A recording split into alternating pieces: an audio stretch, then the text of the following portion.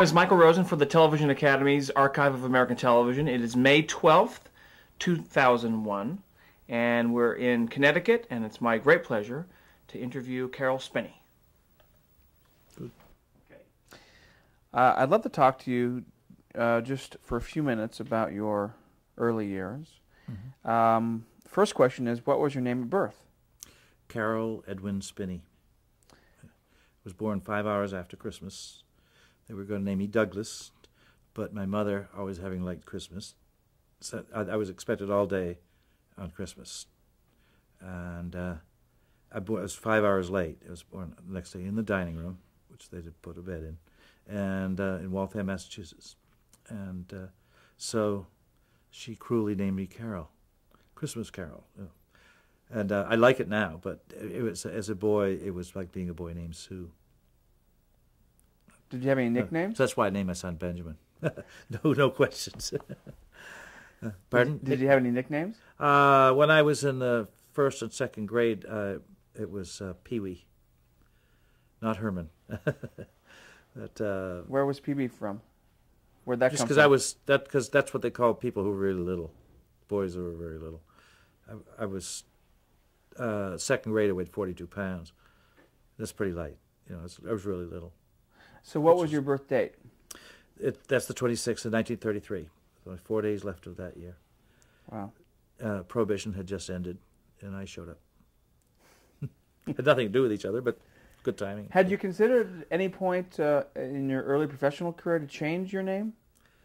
No, I figured it wasn't fair to my folks. They would have been proud to have. I always thought the name Spinney is a little funny. It sounds like a nickname or something. But so, and yet I hate being called by the last name. That's not polite. But it actually would make a pretty good nickname. Where did you grow up? Until 6, we lived in Waltham, Massachusetts. My father worked at the Waltham watch factory, made tiny little screws, and then he thought it was a very lousy place to bring up a child, so he moved out to Acton in 1940, and I was 6, and it was a lovely country town with horse wagons pulling hay going by in those days, and even a Baker Electric automobile running around. And our house cost $1,600, a 9-room house. Things have changed. Amazing. Did he have to give up his watchmaking? No, it was only a 15-mile drive, so he commuted, which actually helped him during World War II because you couldn't get gasoline. But his watches were considered crucial by the government, so he got more coupons. So he was more than he needed, so he could sell some on the black market. What was his Which name? was everybody. Everybody had the black market. Like, I have no way to get the gas. Well, here's $2. Give me $1. You know. What was his name? Chester Alva Spinney. He was born in St. David, New Brunswick, Canada, and he grew up in Eastport, Maine, just across the border from each other. What was your mother's name? It was Margaret Ellen Fagan, and she was born in Bolton, England, which is right up on the border of Scotland. And, she had a pretty lousy childhood, as my father did. My father his mother died when he was only 5 years old, and hell then began for him because his father married a wicked stepmother right out of the book. She was awful to him, and he had an awful childhood. And his father was severe and famous in town for his temper, and which he displayed all the time for his children.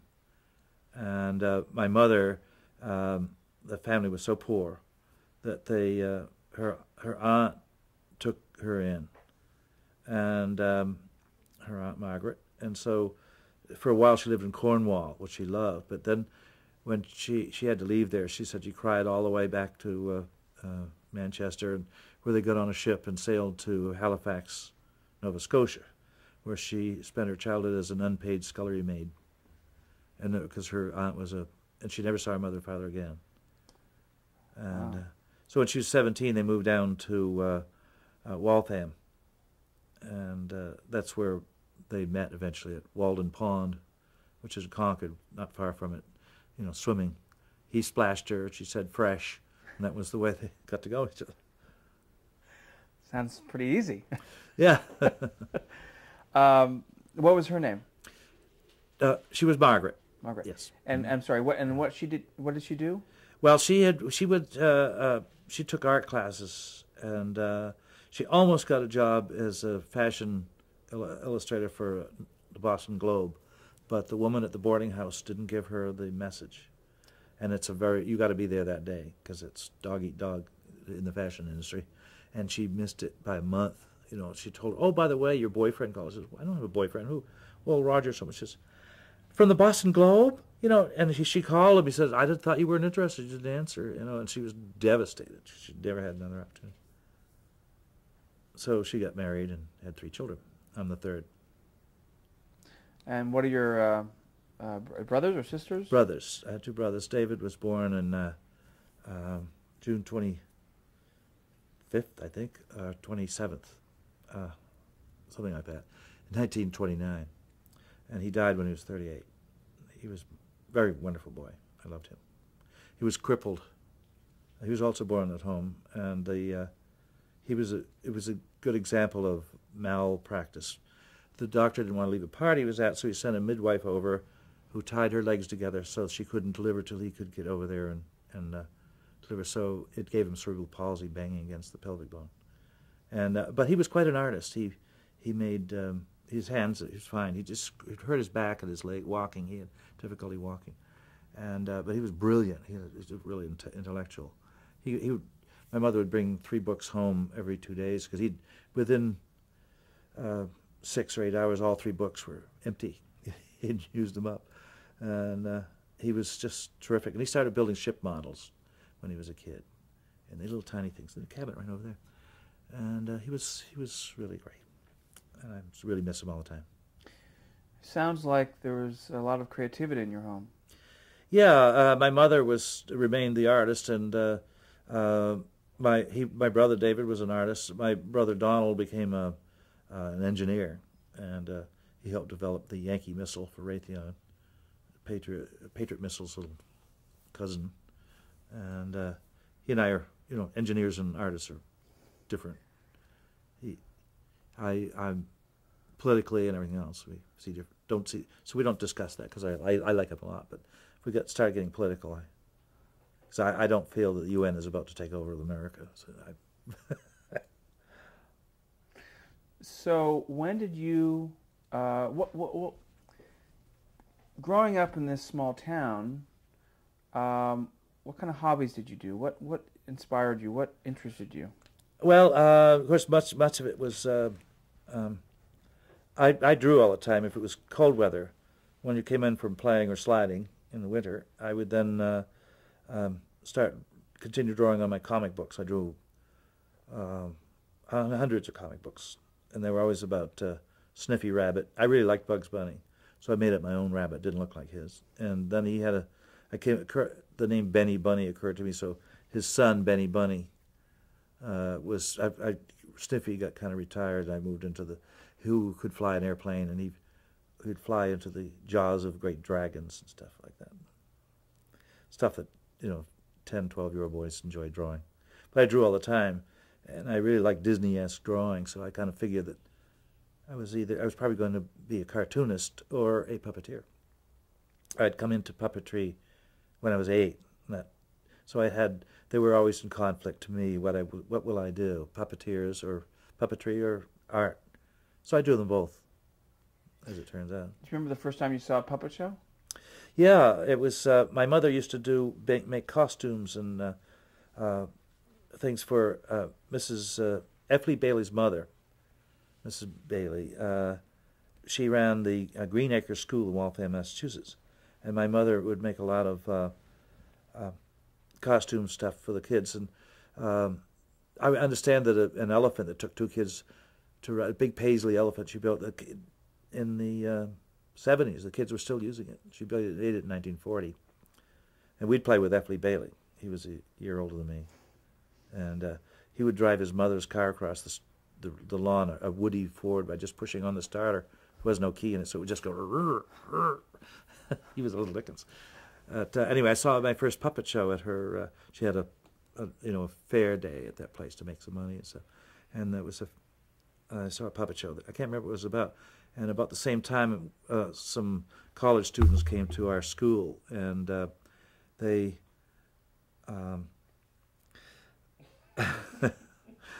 I bumped the mic. That's... It's okay. So I about the same time I saw a puppet show at school, and they were little Steiff puppets, you know, those rather realistic little plush things they make still to this day. And those kittens were, I remember they did 3 little kittens, and I knew they were puppets. It was not a kind of thing where you're fooled into thinking these are really alive. And one moment, please. Yes.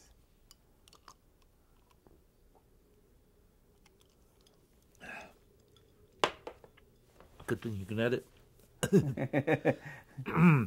All right. Anyway, I saw a puppet show at the school, and I thought they were great, and it was a good way to tell the story. And have remembering those a couple of years later, living in Acton, then at a rummage sale, I'd bought a monkey puppet for a nickel, and about nickel was about all you could expect to get in a week.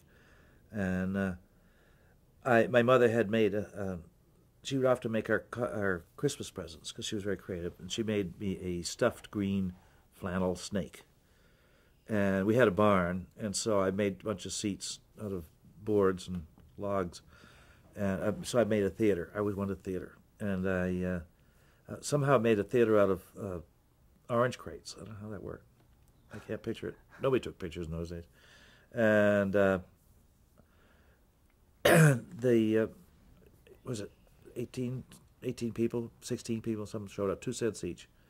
And grown-ups and all. I can't imagine what kind of a show I could have done with those 2 things. Well, how old were you? I would have been 8. So 8 years old yeah. is when you first saw your puppet show, or was it earlier? No, I saw the puppet show when I was like 6. Like 6. Right. And then by 8 you were performing.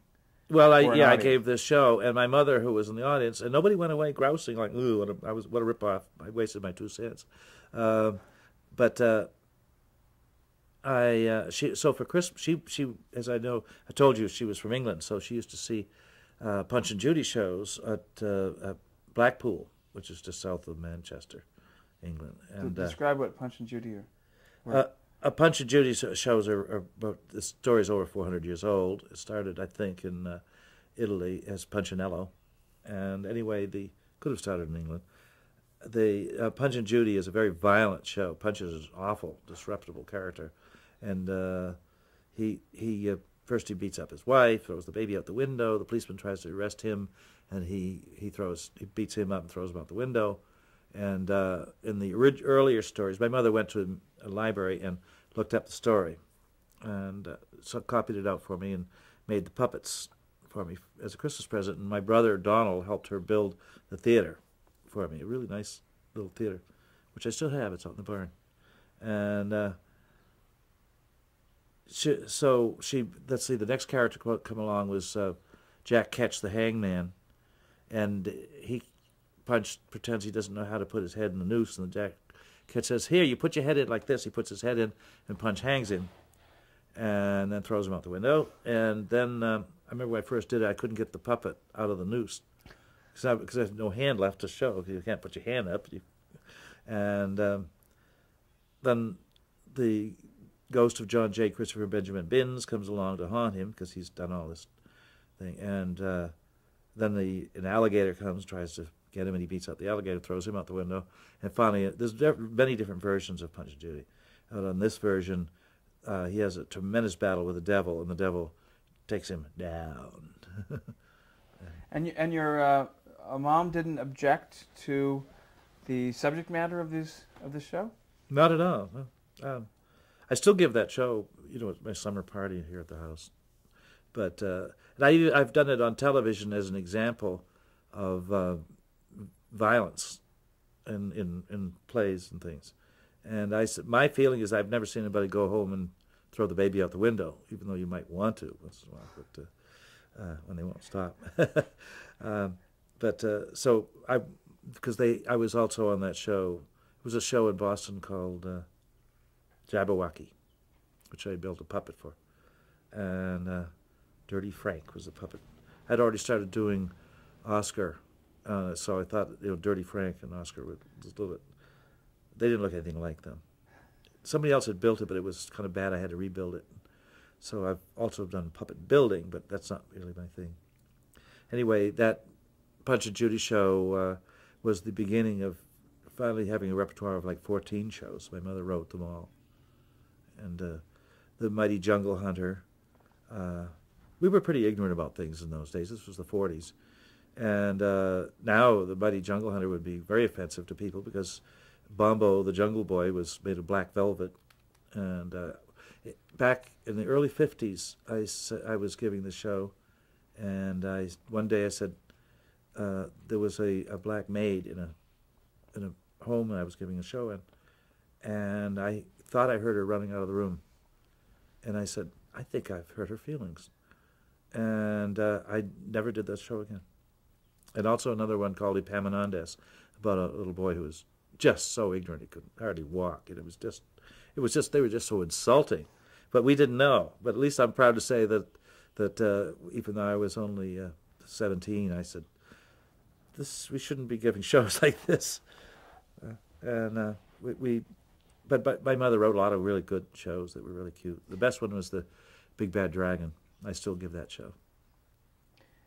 But what a phenomenal support that you had for your mother in particular to write and to create and help to create these puppets and give you such freedom. Yeah, she was very supportive. It was wonderful. My father thought it was kind of nonsense, and he was very unsympathetic to me going to art school. He thought I was going to starve in a garret. I guess you have to move to a garret if you're an artist. He was going to take me down to the watch factory, introduce me to the foreman, and he would show me how to run a screw machine, and I'd be in business, make like $45 a week like my dad did. Was it serious pressure? I mean, was it father must?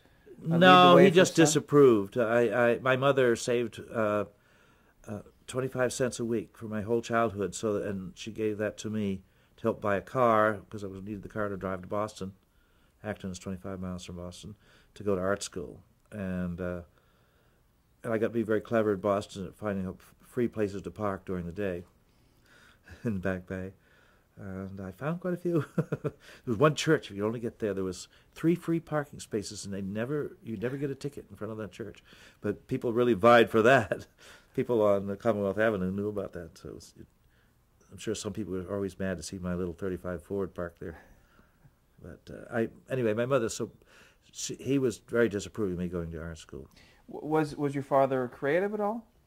Yeah, well, he liked to invent things occasionally. I remember after I was growing up, I went home one day, and in the same barn I'd give the puppet show, and he was building this elaborate gadget. I said, "What is that?" He says, "It's a perpetual motion machine," and he couldn't figure out why it didn't work. I said, "Well, it's built on a bicycle shaft, and there's going to be some friction, and those impacting little hammers aren't just going to overcome the friction you got there."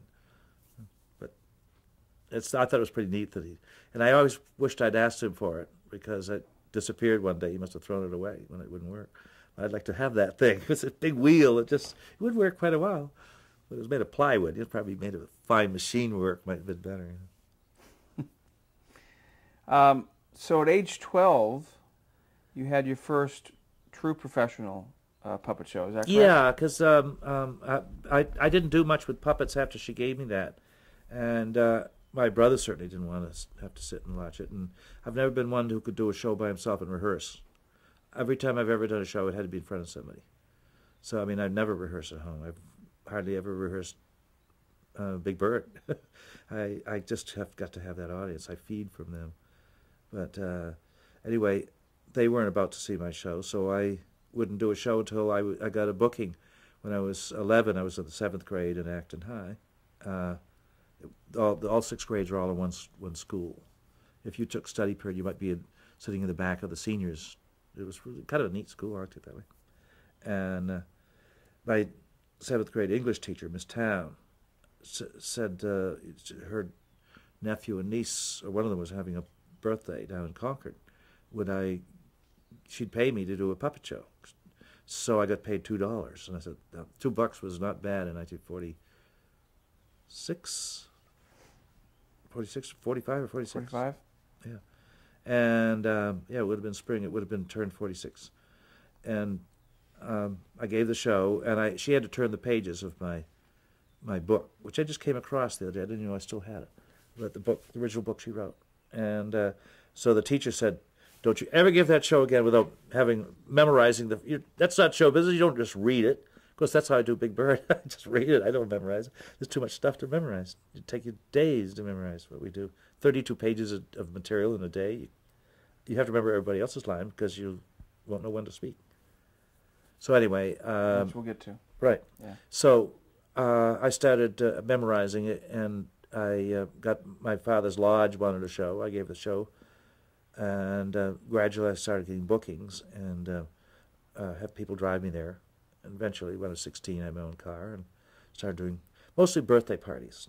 Around Christmas, you got a lot of lodges and things like that, church shows. Why do you think you stayed with it? There are so many children who will, at a young age, draw puppetry, but then because of peer pressure, because of other interest, then just see that as...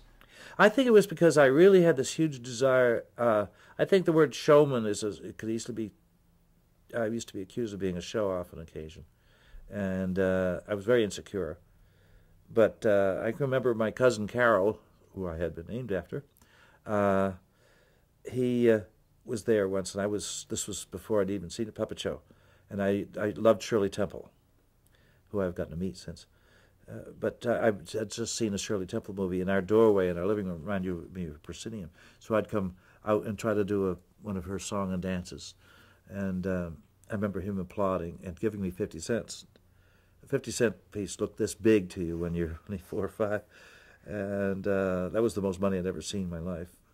And 50 cents would have taken you to the movies 5 weeks in a row when I was a little older and acted. But anyway... that I had this desire to perform, and I must say I really I love doing the thing. The great thing about puppets is that you can be several characters at the same time, one in each hand, and they interact. And so, but you hear the response, and I said, this is for me. I really wanted to perform, and I've never had the very much serious desire to be an actor and be seen and perform. I really like to do the puppets. And the reason why I have children as an audience is that just generally puppet shows are for children. There are serious puppet shows for adults, but they're not really most of them are kind of very arty, and they're not really for the average adult. Till Jim Henson, perhaps, he made grown-ups sit up and pay attention. But I always had the problem between, I'm a very good artist, and I made a living illustrating brochures and doing things in the late teens.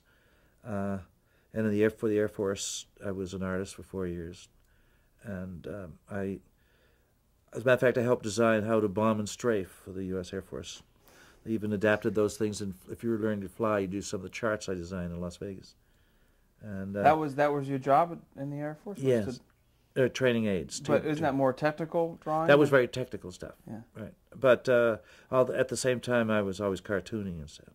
Because I'd always had this dual plan, either be a puppeteer and an animator or a comic strip, or both or all at the same time. And I pretty much have done that. For the last 2 years of the Air Force, I was stationed in Bitburg, Germany, and I drew a comic strip named Harvey. And that was fun to do. And that was my major thing, and proofread the newspaper. I had a wonderful time. And the editor was the best friend of my life, other than my wife, a fabulous Folger, Richard Folger. He and I just clicked. We just had the perfect relationship as friends, great friends.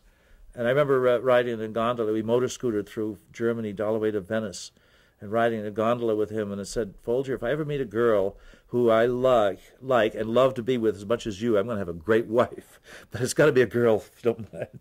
And he agreed with that idea. And he's got 6 kids, and one of them was in Crocodile Dundee, and all. So we've had a happy life. But I digress. Let me bring you back.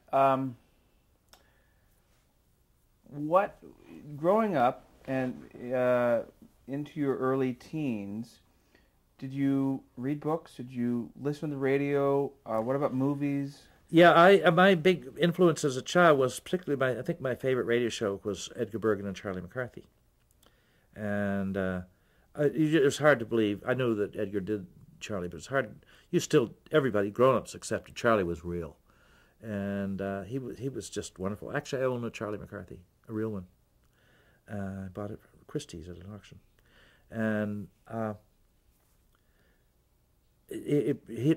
all of radio was a big influence on me. And radio was kind of great because the stories seemed just as good as television. And as a matter of fact, the pictures were better. And all they'd have to do is say, "Gee, Billy, look at that castle." You hear the sound. Why, it goes right up into the clouds. And I saw that. And that later on when TV started, they couldn't afford to build a castle that went up in the clouds. It looked like a crappy little castle. And so radio was a huge influence, I think. What other shows besides Bergen? There was a show that ended when the star of it had to go off to war. He joined the Navy. Tommy Riggs and Betty Lou. And nobody's ever heard of it, it seems. It wasn't big like Edgar Bergen. But Betty Lou was a voice he did. It was the sweetest little girl's voice. I think I saw a picture once, and he had a cute little... I don't know whether he did it as a ventriloquist dummy or did it while he was on the air for them or just did the voice and reading off the sheet like they usually do. I don't know how it was done, except it was... I'll never forget the Christmas Eve show with Tommy Riggs and Betty Lou, and she's just too excited to go to bed. And I just thought it was the most wonderful show I'd ever heard. And he went off to war, and I know he survived because I heard him. He guested just once, like on Edgar Bergen's show. So I said, "Oh, he's alive," and I assumed he'd get his show back, but he didn't. What about the comedies of that time in radio? Burns and Allen and Fred Allen. Burns, I loved Burns and Allen, and Henry Aldrich. And we listened to them all, and Blondie. Don't touch that dial. Listen to Blondie. And I've gotten to sit with Blondie when she was 76, and 21 years ago. All those things were kind of, when television began, that none of it was as good as what radio had been. What about movies? Did you watch movies on Saturday afternoon? Yeah, it was only 9 cents to get in. And any particular movies that stand out? With an awful lot of cowboys and Indians, and my favorite was usually Roy Rogers. I loved Lash LaRue. He was tough and always whipped people. Take their gun right out of their hand. Lash. I guess all that stuff, all has influence. And then when TV came along, I really enjoyed Kukla, Fran and Ollie. So, and I know I've heard that Jim Henson really liked Kukla and Ollie too. But one day I walked into his office. I'm jumping ahead just for a second. And he was there watching. It had been on the air again in the early 70s for half a year or so. And he said, "Who watches this?" He said, "It's much too intelligent for children. As a matter of fact, it's too intelligent for most grown-ups. It's the inside theater kind of stuff. It's really intellectual."